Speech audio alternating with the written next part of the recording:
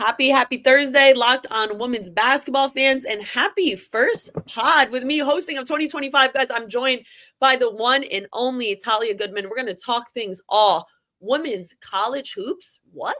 Today, Locked On Women's Basketball starts right now.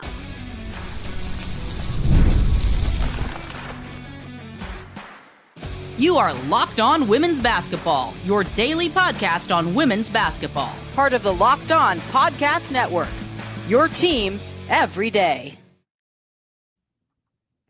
Today's episode is sponsored by Game Time. Download the Game Time app, create an account, and use code LOCKEDONNBA for $20 off your first purchase. Okay, Talia, friend of the pod, we've missed you so much. You've been doing great things. Talia Goodman is On3's women's basketball reporter, absolutely crushing it, breaking news. And so this is going to be an incredible episode. All segment one, we're going to talk about Rutgers, Kiymoi McMiller, some very inside scoop that Talia got. And then in segment two, we're going to talk through the top 5 teams that Talia has picked across the women's college basketball landscape. And then in segment 3, it's going to be fun. We want you to play along too. We're going to go through any sleepers of the season, any surprises that have happened thus far, and some predictions for March. So Talia, thank you so much for coming on. Thank you for having me. I've missed it. I was, on the other side of it this summer, so I've missed being on and happy to join you. Oh, we miss you so much. You've been so busy though. So tell me, like, what has it been like in your new role on On3's women basketball reporter? It's been fun. It's been, just an extended opportunity for me to hopefully help grow the game as much as I can. And kind of, my biggest thing is I grew up with a dad who covered men's college basketball. And so I always saw all of the accessible information and the coverage for men's college basketball, right? And so my goal has been to bring some of the things that haven't been brought over. And so that's where kind of like the transfer portal tracker and some of the breaking news stuff, that's what I've kind of wanted to do since I got into it. And being it On3 has made that easier for sure and given me the opportunity to work with some awesome people and get into recruiting, which I'd never done before. So it's been really fun. I think that's so incredible. And I love that mindset too, because that's the energy you bring. So let's talk about the latest breaking news. Yeah. Maybe it's not the latest, maybe you broke some today, but you talked a lot about Kiyomi McMiller, Rutgers, hometown hero, freshman extraordinaire, flashy play style, but she doesn't get the nod against USC. So can you just walk our listeners through that? You know them, you know that they probably know what's going on, but either way, just walk us through the entire situation and what you learned about it. Well, it definitely isn't a situation that you're seeing happen often, right? You don't necessarily see players speak out in the way that she or whoever runs her social media did, right? I don't know if it was her or someone on her team. I know she has a whole team of people, so it definitely went through some other people. But you see that she's on the availability report for the USC game as out, and you're like, why? She's their best player, right? She's been stellar this year, the best player on the floor, one of the best freshmen in the country. And then she posts an Instagram story saying, to my fans, so sorry, I won't be playing tonight. It's not my decision. It's my head coach's decision. And then signs off, right? And everyone's like, well, that's really weird. Like, what's up with that? And so she doesn't play. Head coach Cookies Washington kind of declines to comment, says it's an inside the program thing, which I think it probably should be. It's tough because you obviously don't know the full situation, so maybe it shouldn't be, but usually you don't see these situations get too far outside, right? So this is a rarity. And then the next morning, an article comes out from, I think, NewJersey.com saying that she was allegedly suspended. Kiyomi was allegedly suspended for a locker room incident. Now that hasn't been kind of confirmed, denied, whatever. That was per source. And that was what came out the following morning. And a statement from someone who is kind of close to Kiyomi saying that the program did her wrong. And then Kiyomi, or whoever runs her social media account, takes it to Instagram and reposts some stories that are maybe not, the kindest about the team's loss the night before, because they lost by 50 points. It was the worst loss in program history. So she's reposting that. And then one post in particular that was later deleted that was calling for her to enter the transfer portal. So then, rumors start coming, right? And I was able to talk to her dad, who said that she's not looking to transfer right now. Obviously, you never know what's going to happen. Things change on the daily. It might not even be her decision. Like, you never know. But as of right now, they are looking to stay with the program. 50-point loss too. So 92-42. Kiyomi's like averaging 19.9 points. You're Rutgers. You've been excited about her all year. And I know what it's like to have a team circled on the calendar, Juju Watkins, USC, Right. you know the exact date. And you talked about it a little bit, but this was shocking. Like, by no means did anybody expect her to not play this game. No, I mean, no one had heard anything about it beforehand. Like, it kind of came out of nowhere. I know she apparently was like benched in the second or the fourth quarter of the Maryland game, maybe. I didn't know if she was benched or something happened or what, but people were saying it maybe started then. I don't know. I don't know the specific details of even the incident. There's really nothing confirmed about the incident itself. I don't know if it was a suspension or she was just benched, like whatever it was. I do know that the availability report for tonight isn't out yet. I know she traveled with the team. I know she practiced with the team, but I don't know if she's playing tonight. Yeah, and you said it, like, this is not something that we really see happen, not often. And so with this, what stands out to me, and I'm curious what stands out to you about this, but for me, it's like, okay, players having the autonomy to post on their social media, they have a huge following. So people are going to eat that up, and it's a way for them to circulate their own news. A great thing. But at the same time, though, it's something that could also make it challenging for that specific player, because they might not know when to post or when to hold off for a minute. Well, because the people who are looking at it are not just your fans, right? They're also the coaches. If you do choose at some point to enter the portal, they're the coaches who will be recruiting you. They're the WNBA scouts. Like, it's not just your fans looking at that. So you need to be really careful about your wording. Like, I am all for the players' autonomy to speak up for themselves, 110% for that. But your communication skills need to be like on point if you're doing that, right? Like, you need like a PR specialist to come look at whatever you're posting all the time. Right. I agree. And yeah, so I think that's like kind of a new territory we've seen enter in the past couple of years. But then for this year, it's a freshman doing that. And so in that way, it's like you have so much time left in college. You don't really want to jump to conclusions. And then you also talk to her dad, and he's like, what about the transfer portal? Not my daughter. Yeah. Yeah. No, it was interesting. And I still, like, who says she won't eventually enter? Like, who knows if this is the right fit for her? I don't know if it is. We'll see what ends up happening there and how the rest of the season plays out, how tonight plays out. Like, I think it is kind of a one day at a time thing. But as of right now, she's definitely still with the team and hoping to kind of reconcile that and absolutely make it through the year. And we'll see where it goes. Bright future, just a player who averaged like 30 points in high school in Jersey. And then so she wants high to play school player to sign with Jordan. And that too. And that's where, like, I think the conversation gets so interesting too, because these young players where brands want to invest in them because they know that they have the entire generation behind them, or even the generation they're a part of, looking up to them, seeing what they're wearing, seeing what they're doing.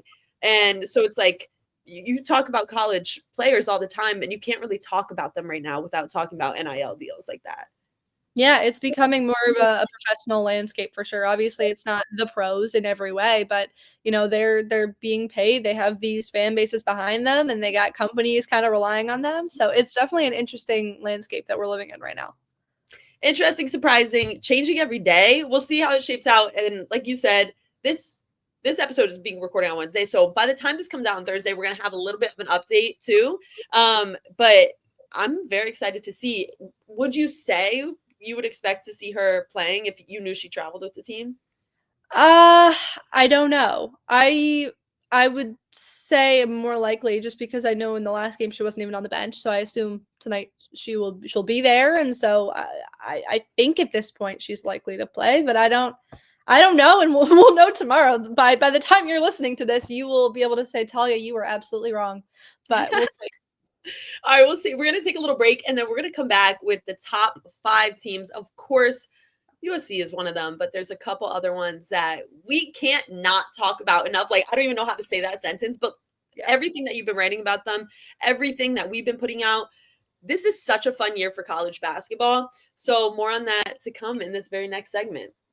Like I said before, guys, today's episode is brought to you by Game Time.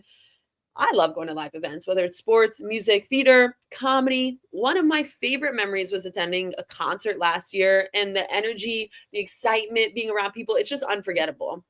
Now, Game Time has made it even easier to get tickets to your favorite events with their new feature, Game Time Picks. This feature filters out the fluff to show you only incredible deals on great seats, so you don't have to waste time searching through thousands of tickets. Recently, I was looking for tickets to a Doechii concert using the Game Time app. With Game Time Picks, I found amazing deals and could even see the view from my seat before buying. No polls getting in my way. The super deal was particularly impressive, offering great seats at unbeatable prices. Plus, the app's all-in pricing shows the total cost upfront, thank God, with no surprise fees at checkout. Take the guesswork out of buying tickets with Game Time. Download the Game Time app, create an account, and use code LOCKEDONNBA for $20 off your first purchase. Terms apply. Again, create an account and redeem code LOCKEDONNBA for $20 off. Download Game Time today. What time is it? It's game time, guys. We also want to give love to one of our other sponsors, but I'm going to let the one and only Howard Megdal do that. Locked On Women's Basketball is brought to you by Rocket RX. If you're ready to boost your confidence and take control in the bedroom, Rocket RX has the solution. Imagine feeling more prepared and performing at your best. Rocket RX makes it simple and stress-free. Rocket RX offers FDA-approved treatments for erectile dysfunction at a lower cost than branded alternatives. No more uncomfortable doctor visits or pharmacy trips. Everything is delivered straight to your door in discreet, plain packaging. With Rocket RX, you'll get trusted care from a real U.S. clinical team. Complete a quick 100% online consultation, and you could get your free prescription today. Visit Rocket RX to get started now. It only takes 2 minutes. Right now, our listeners can get 40% off your first order when you use code LOCKEDONNBA. That's rocketrx.com, code LOCKEDONNBA for 40% off your first order. Terms and conditions apply. Rocket RX. Better sex made simple. Crazy, guys. If you watch that ad, crazy. But also welcome back, guys. No other way to start a new segment with Talia Goodman than that amazing ad. Thank you, Howard Megdal. Guys, we're going to talk about the top 5 teams. And you know what? I'm going to go 5 through 1 right now. So talk to me. Actually, you know what? I want to start with your process because that's what I feel like is so fascinating.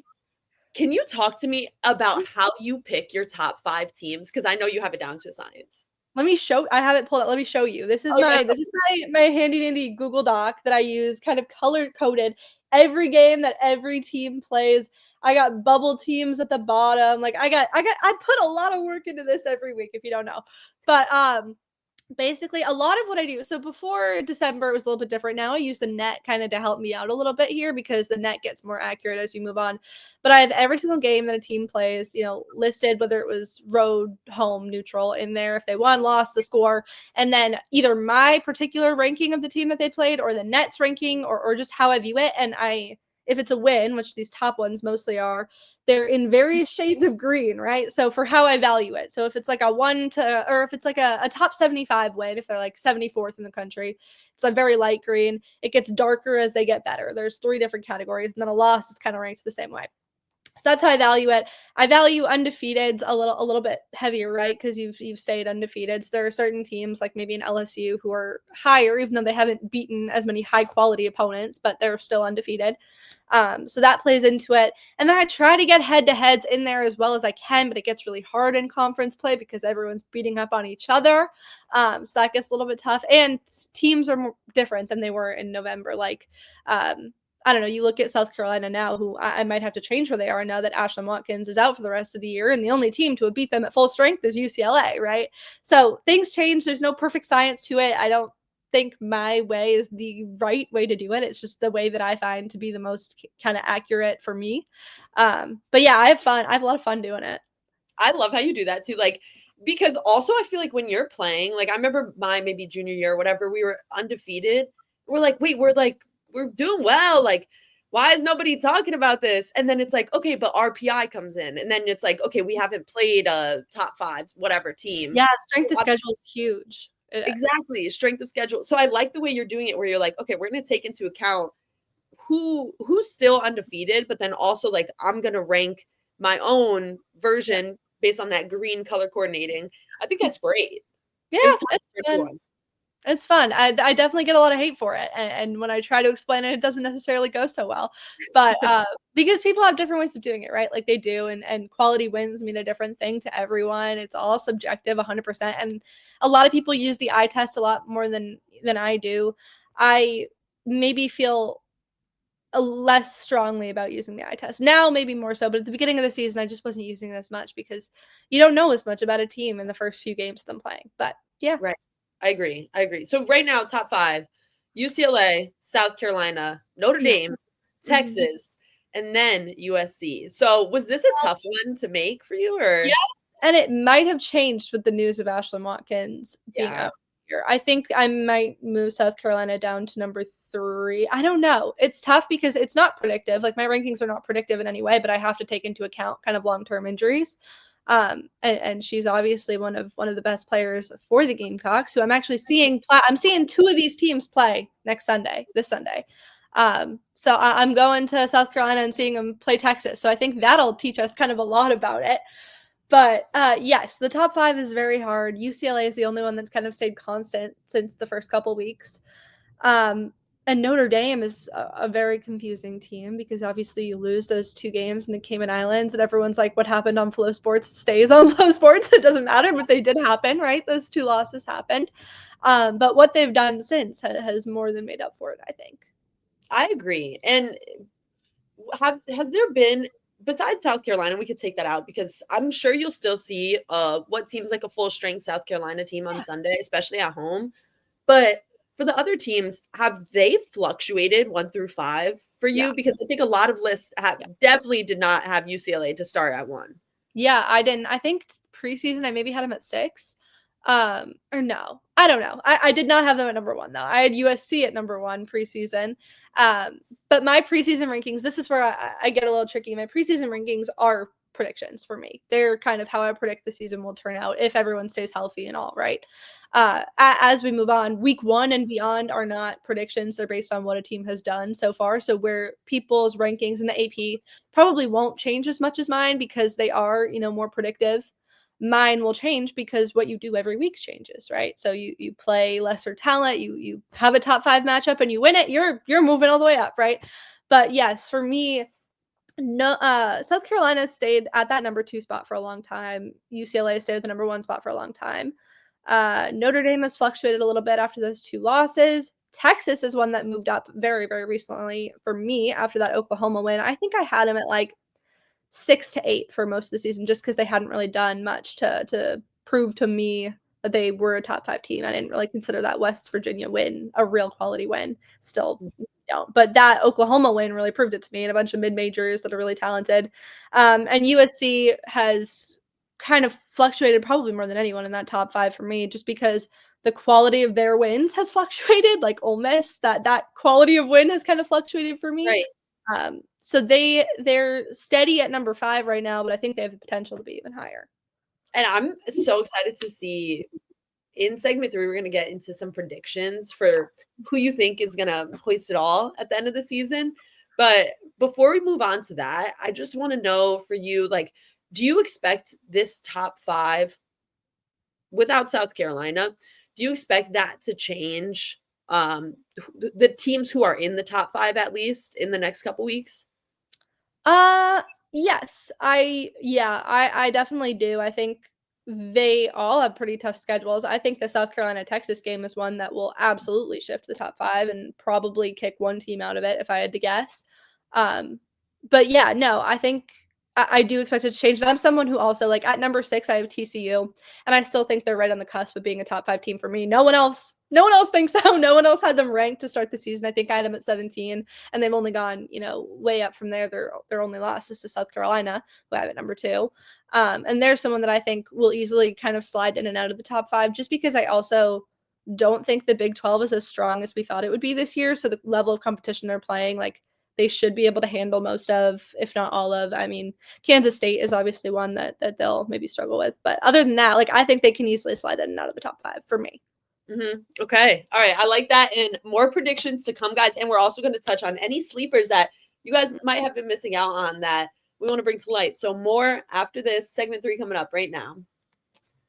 Today's episode is also brought to you by Ultimate GM, and this is kind of like what we're doing right now. So I feel like if you're into that, you would be into Ultimate GM. I want to take a moment to introduce you to a brand new mobile game I'm really excited about. It's called Ultimate College Basketball HC. If you ever dreamed about being a basketball head coach, this is your chance to step into those shoes.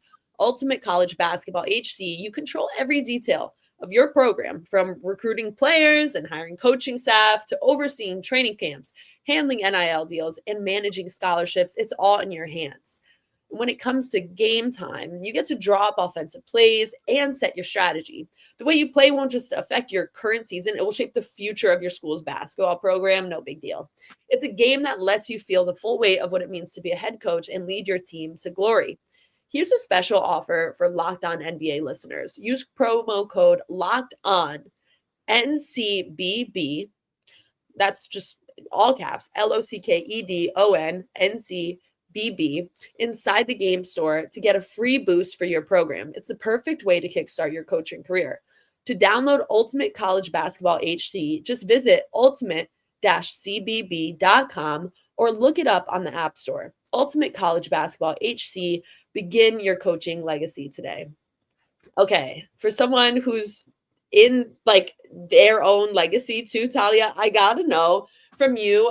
I love to talk about like underdogs or people we've been missing out. So are there any sleepers at this point of the season where you're like, maybe it's at TCU, but I feel like people are kind of on game for that. But yeah, is there any other team that you could talk about TCU too, but who stands out to you as a sleeper? Like, we got to talk about them more. I got a few for you here. TCU is the one that I'm probably the most passionate about, just because I feel like no one was talking about them preseason, and look what they're doing now. But then you also have a team like Georgia Tech, who is still undefeated, who has like 3 or 4 resume wins underneath them, and I feel like are not getting the attention that they deserve. People didn't even rank them until a little bit later than they probably should have. So I think it's really impressive what they're doing over there for a team who was expected to not do a whole lot. And then I have like a recency bias pick for you all. I don't know. I think they'll make the tournament, and if they do, I think they could do some damage in it. I'm going to say Clemson. Clemson is my big sleeper pick. As of kind of recency bias, I caught their game at NC State that they probably should have won. They lost by 4 points on the road at NC State, who's ranked. They were shooting the lights out. I think they made 15 threes that game. Hannah Cohn hit 6 of them off the bench. I was so wildly impressed with what that team was able to do. And then not only did they do that, right, they, after that, take down a ranked Cal team and then take down Stanford, who isn't as good as we necessarily thought they would be, but still, like, not a game that anyone expected them to win in the preseason. And this is their first year with a new head coach. They got Sean Poppy there. He brought in so many transfers, and I don't think anyone expected them to be winning these kind of high caliber games or keeping it close with an NC State. And so I've just been really impressed in the last few weeks. It's been a really fun underdog story to keep track of. And I don't know what they'll necessarily do in the tournament. We'll see. But as of right now, it might be my favorite story to follow. 6 threes off the bench. Like, that's crazy. Yeah, she was crushing it. And they were so close in that one. If they had won that, like, they might be ranked right now. Yeah, beating a Final Four contending team is like, that would be such a reason to move them up, I think. Yeah. Yeah. Okay. So any surprises so far this season? And it could be about top teams, bottom teams, middle ranked teams, whatever comes to mind. Well, I mentioned it a little bit, but the Big 12 is just not at all what I think we thought it would be, right? Like, Iowa State is a team that I had in my top 10 in the preseason, and now they're not contending for a top 25 spot. They're not even in contention. I have a list of like weekly who I'm thinking about. They haven't been on that list in a little bit. And not to, like, they have a great roster. They have a great roster. They didn't lose a whole lot. You add a few pieces to it. You have Audie Crooks, who is one of my favorite players to watch in the country. But for some reason, it just has not been clicking. And obviously, Kenzie Hare being out for the year doesn't help that. You're able to get her. And the kind of mindset they had was to surround Audie with shooters. And it hasn't really worked very well for them. They have lost a few games, haven't won any good games. So they're just a team that I was very surprised to see not be as good as I thought. And then you have Baylor, who is a little iffy, who I thought was going to be a top 20 team. And now I don't really know. And then there are teams who, you weren't thinking about at all, like maybe a Kansas or an Oklahoma State, who are contending for those top spots now. And it feels like the Big 12 is just all flipped on its back. So that's been a fun surprise to kind of keep track of. I love that you break all this down too, because it's like, okay, we have no idea we had no idea we would get to this point with some of the teams. And then at the same time too, we don't know how the season's going to finish out. And I think that's like the glory of like January to March. That's what I love about it. So kind of looking ahead, and I want people to play along too. We're at the Final Four. Oh. What 4 teams are we seeing competing? I got 3 that I feel okay about, and then I'll take a guess for my 4th. Okay. I'll say I think UCLA, and I'm still torn on whether it's going to be UCLA or USC, because I think it's going to be one of those 2. I think one of those 2 will make it to the Final Four. I'm going to go UCLA. I'm going to go South Carolina for now, but I do need to see them without Ashlyn Watkins to feel better about that pick. And Notre Dame is the one that I actually feel the most confident about if they're healthy. I think Notre Dame will be a Final Four team if healthy. And then my 4th one, like you asked me a few weeks ago, I would say UConn. Yep. Now, I don't think I want to say UConn. I don't know. I think I'm more apt to say Texas, maybe, but I don't even really. And I don't want to say LSU because we haven't really seen them. Like Oklahoma's one that I think could, like if they're at their best, I think this is Oklahoma's year with how much they lose next year. I think this is the year that they do it and be able to. But I don't like this 4th pick. I'm going to go Texas. I'm going to go Texas for now, but TBD. I love that. And I love that you we kind of have, I think, similar personal rules. Like there's no way I'm not putting South Carolina in there, even though we don't know how they're going to be. But at this point, like I feel like I've learned my lesson. They're also just the best thing about South Carolina is how deep they are. So losing Ashlyn Watkins, I still feel pretty good about them. Like obviously you're losing a key piece and someone that you would like to have on the court most of the time. But the best thing about South Carolina and the thing they do better than anyone else is get their bench minutes and prepare them for these moments. So I think I still feel pretty good about the Gamecocks. I'm loving that. Talia, this has been such a joy having you back. I'm so happy for everything that you're doing. I think it's great. And you're in school doing this. It's incredible. Oh, you're in law school. You're killing it. Oh, thank you. Thank you. I appreciate that. Let the people know where they could find you. I'm sure they remember, but either way, we'll let them know and what you have coming up. Yeah, I'm on Twitter too much. So Talia Goodman, WBB on there. And yeah, just the portal will be opening in a few months, and that's my kind of my forte. So I'll have more of that soon. And then obviously just the normal college women's basketball coverage, my favorite thing. So yeah. You've been killing it. Talia, thank you so much and good luck with everything. Safe travels back to school too and to the game. Thank you. All right, talk soon.